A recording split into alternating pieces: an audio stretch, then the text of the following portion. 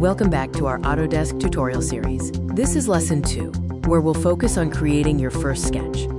In this lesson, you will learn the essential steps to create and fully constrain a basic 2D sketch, which is the foundation for any 3D model. Get ready to draw like a CAD pro. We're starting with the fundamentals of sketching, often called Sketch 101. The first step in 3D modeling is always to create a 2D sketch. This is where your design truly begins. To start, find and click the Create Sketch command in your toolbar. This activates the sketching environment. Next, you need to select a plane for your sketch. For simplicity, we will select the default XY plane. Now that we are in the sketch environment, let's draw some basic shapes like a rectangle and a circle. Select the Rectangle tool and draw a basic rectangular shape on your selected plane. Similarly, select the Circle tool and draw a circular shape. Don't worry about exact sizes yet.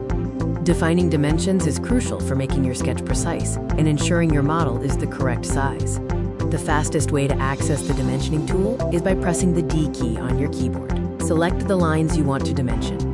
For the rectangle, use the Dimension tool to set the specific length and width values.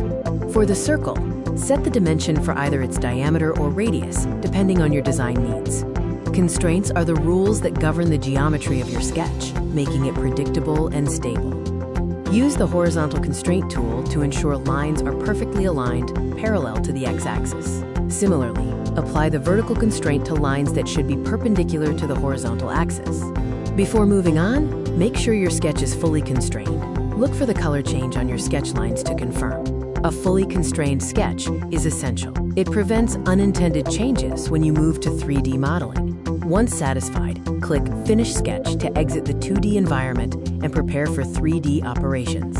You've mastered the first step of creating a precise 2D sketch. Now you're ready to make it 3D. You now have constrained shapes. Next time, we'll learn the Extrude command to turn your 2D sketch into a 3D solid.